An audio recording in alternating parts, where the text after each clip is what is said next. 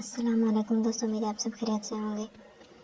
جیسا کہ آپ جانتے ہیں، ہم پڑھ رہے ہیں کتاب حیات طیبہ، اور آج ہمارا ٹاپک ہے یہود کی معزولی۔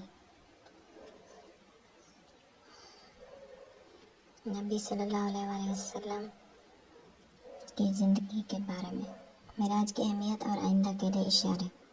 صبح کو جب آپ صلی اللہ علیہ وسلم نے یہ واقعہ بیان فرمایا تو کفار قریش میں جو لوگ مخالف تھے، انہوں نے آپ صلی اللہ علیہ وسلم کو جھوٹا کہا، نعوذ باللہ۔ اور جن لوگوں کے دلوں میں آپ صلی اللہ علیہ وسلم کی سچائی اور صداقت کا یقین تھا، انہوں نے حرف حرف کی تصدیق کی اور کہا کہ جب حضرت صلی اللہ علیہ وسلم فرماتے ہیں تو یہ سب درست ہی ہے۔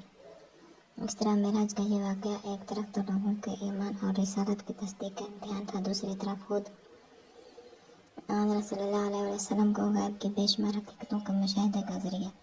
ساتھ ہی ساتھ یہ اس آنے والے انقلاب کے لیے ایک اشارہ تھا جس سے اسلامی تاریخ کو جلد ہی دوچار ہونا تھا۔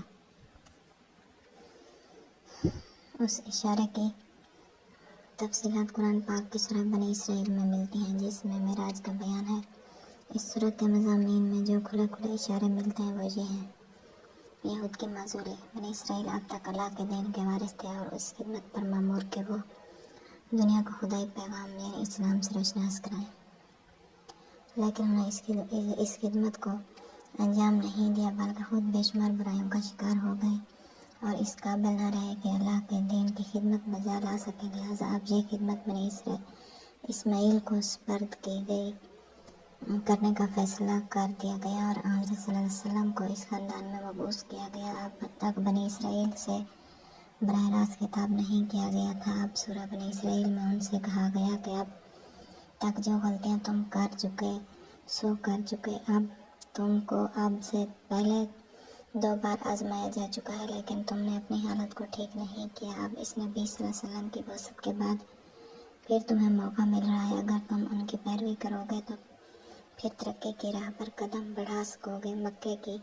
انتہائی مظلومانہ اور پریشانی سے بھری ہوئی زندگی میں یہ اشارہ ایک بہت بڑی بشارت تھی جو آگے چل کر بالکل ٹھیک ثابت ہوئی۔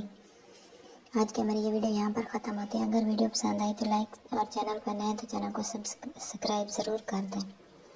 ہم اپنی اگلی ویڈیو کے ساتھ پھر آپ کی خدمت میں حاضر ہوں گے۔ تب تک کے لیے اللہ حافظ۔